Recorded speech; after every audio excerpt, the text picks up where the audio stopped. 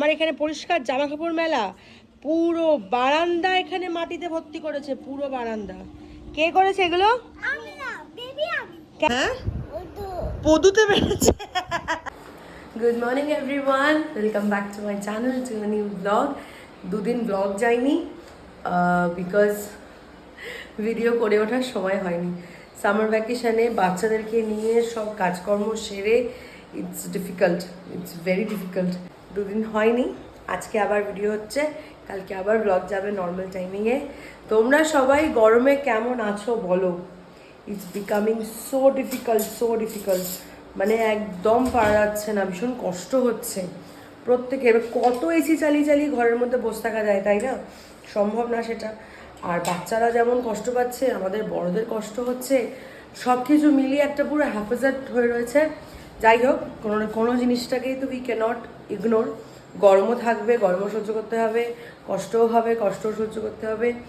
আমার খালি চিন্তা হয়, মানে আমি জাস্ট ভাবি যে আমরা তো ধরো বাড়ির ভেতরে আছি, যখন গরম লাগছে এসি চালিয়ে বসে পড়ছি, we can manage, we can adjust. কিন্তু যারা বাইরে থাকে, যারা রাস্তায় থাকে, তাদের কতটা কষ্ট হচ্ছে মানে আমি ভাবতেও পারছি না। ছোট ছোট বাচ্চাগুলো, আমাদের বাচ্চারা এসির তলায়, এসির মধ্যে বসে, ফ্যানের তলায় বসে ঘামছে, কষ্ট পাচ্ছে, আর আমরা আহা আহা করছি কি কষ্ট পাচ্ছে। কিন্তু যারা রাস্তায় থাকে, যেসব বাচ্চাগুলো বাইরে ঘুরে বেড়ায়, আমি সবাইকে রিকোয়েস্ট করছি, এরকম কোনো বাচ্চা যদি রাস্তায় তোমরা দেখতে পাও, প্লিজ ওদেরকে একটু গ্লুকোজের প্যাকেট বা মানে যেরকমভাবে তোমরা হেল্প করতে পারো, প্লিজ একটু হেল্প করো।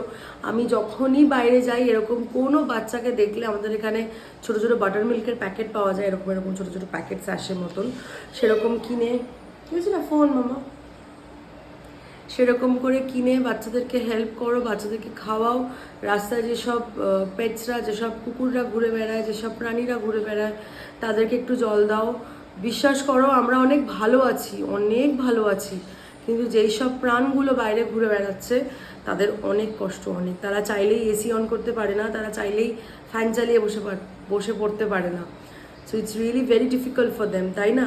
আর এটা তো তাদের চয়েসে হয়নি যে I choose to be on the road, এরকম তো না।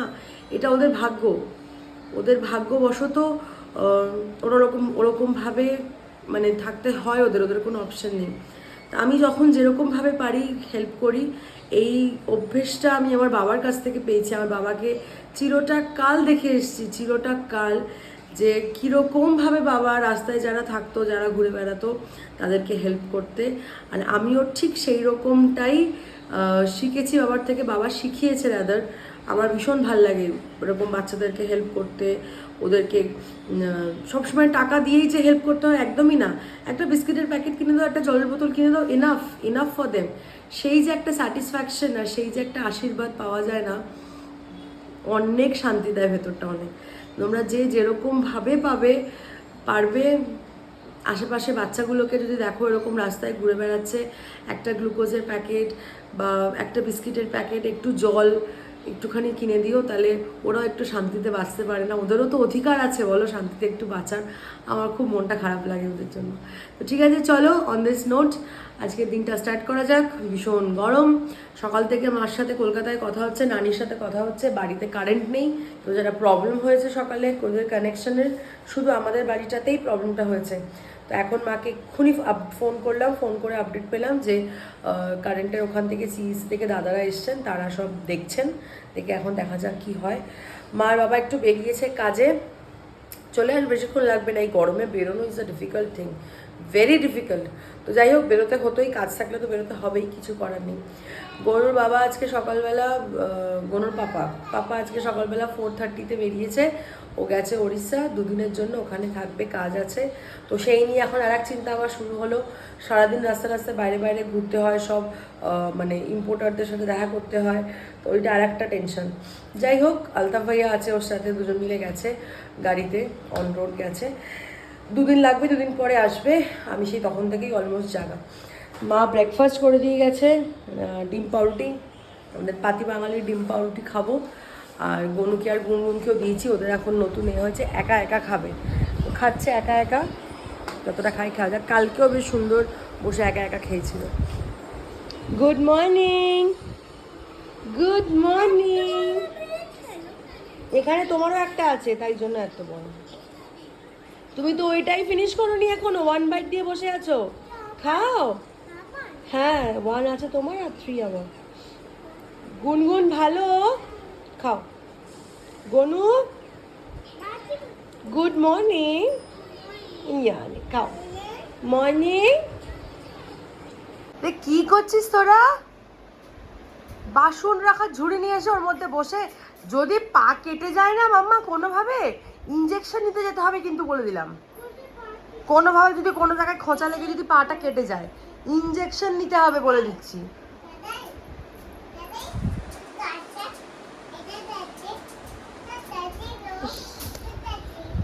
গুনগুনের স্নান হয়ে গেছে, ব্রেকফাস্ট হয়ে গেছে, সব কিছু ডান।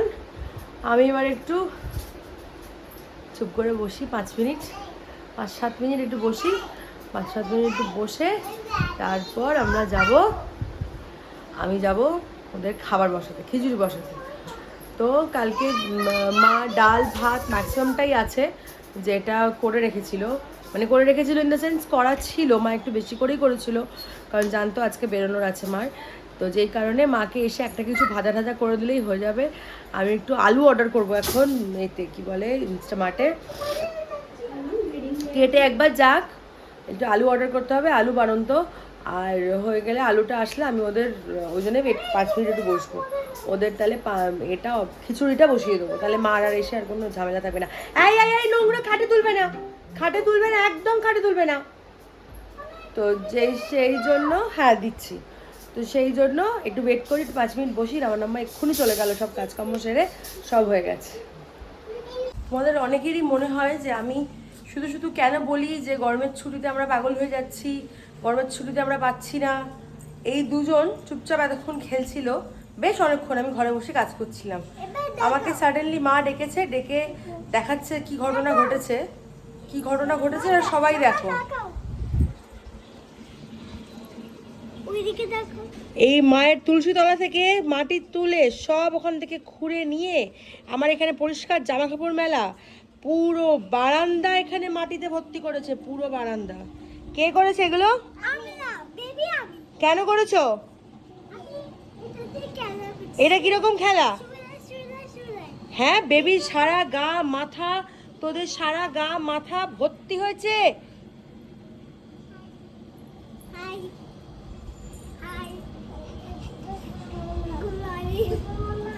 মা আজকে খেতে দেবে না, মাকে কি বলে আয়, মা আমরা তো খেতে পাবো, জিজ্ঞেস কর, মা রেগে গেছে।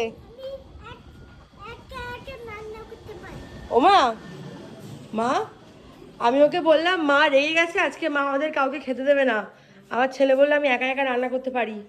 তুমি এখানে কষ্ট করছো কেন? ওকে দিয়ে দাও, ও রান্না করে দেবে সব, আলু পটল যা যা আছে ওকে দিয়ে দাও, ও সব রান্না করে দেবে। মা কিরকম হাসছে মা, মিটে মিটে আমার দিকে তাকিয়ে, দেখো কি মা যেই মুহূর্তে আমাকে ডেকেছে আমি তখনই জানি কিছু একটা ঘটনা ঘটিয়েছে, কারণ কিছু একটা ঘটনা না ঘটলে মা আমাকে সাধারণত ওরমভাবে ডাকে না। ব্যাস এসে দেখি এই অবস্থা।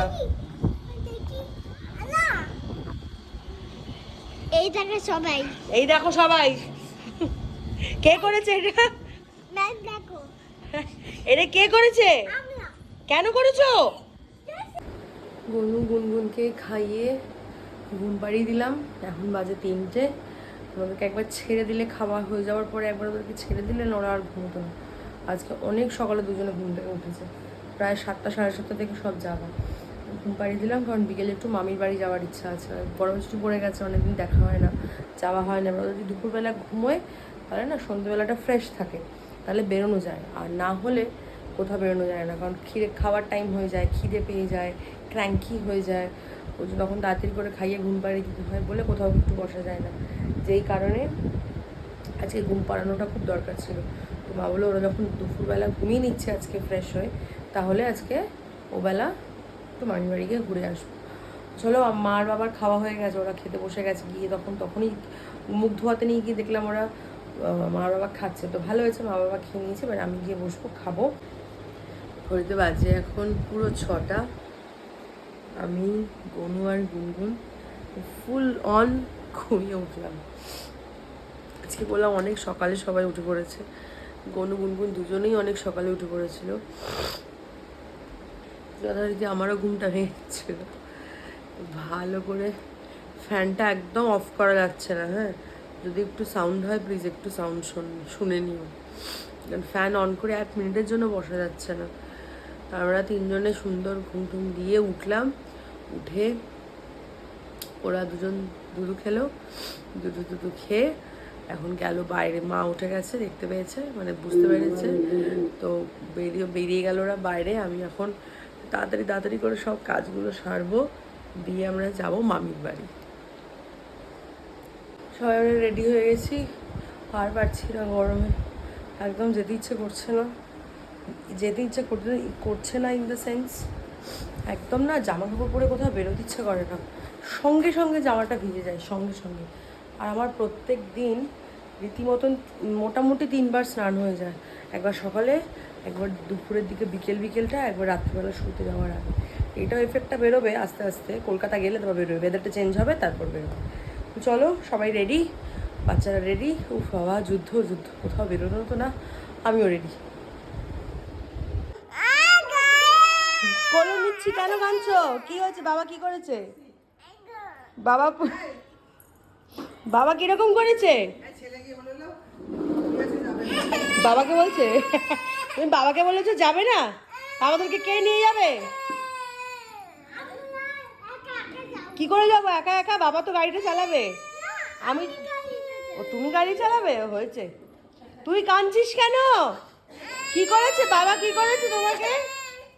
কি করেছে বাবা? এরকম মারলো? কিরকম মারলো? এরকম করে বাবা মেরেছে তোকে? এ বাবা, মেরেছে তোমাকে? কোথায় মেরেছে? হ্যাঁ, পদুতে মেরেছে। আমি, এই গুনগুন, বাবা কোথায় মেরেছে তোকে? ওখানে মেরেছে পুদুতে।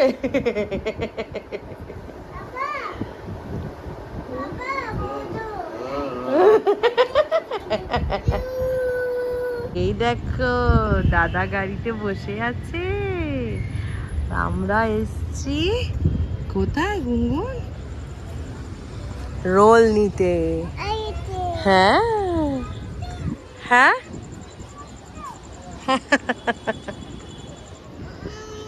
তুমি কি কি চাই? কি এসছে? এটা কি? পিৎজা? হায় রে, কি হচ্ছে মা? কি খাচ্ছ? উয়ে বাবা, ও তুমিও খাচ্ছ? টেস্টি। হ্যাঁ, ওটা ওয়াইফাইটা এক্ষুনি অন করলাম তো, ওই জন্য কানেকশন আসছে না। আমার টেস্টি করেছি, ওটা ট্রাই এগেন দেখাচ্ছে, দেখছো না? গুনগুন ভালো? আচ্ছা খাও। আমি একদম দুজনকে নিয়ে ঘরে চলে এসেছি, বিকজ মা বাবা ঘরে চলে গেছে, বিকজ বাইরে প্রচণ্ড গরম। আর সব থেকে বড় কথা হচ্ছে এসির, হলে এসি আছে কিন্তু হলে এসি চালিয়ে বসার কোনো মানেই হয় না, অন্ধকার লাগছে ঘরটা। পুরো হলে 2টো মানুষ 4টে মানুষ নিয়ে বসে আর ভালো লাগছে না, ওই জন্যে খাও। ওই জন্য আমি একবারে ঘরে নিয়ে চলে এলাম। মা বাবা ঘরে গেল, মা ফ্রেশ হবে, বাবা ফ্রেশ হবে, আমি ওদেরকে খাইয়ে নিয়ে তারপরে খাবো, কারণ এখন 3জন মিলে খেতে বসলে যুদ্ধ। এটা খেয়ে নিলে আর খিদে পাবে না। আচ্ছা ঠিক আছে, খিদে পেলে আবার খাবে। গুড মর্নিং, এখন তো গুড নাইটের টাইম হয়ে গেছে। Good night time. হ্যাঁ বলো বলো।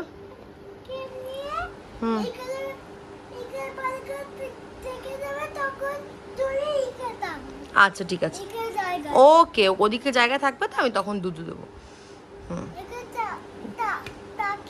ঠিক আছে। ঘড়িতে বাজে এখন পাক্কা 11টা।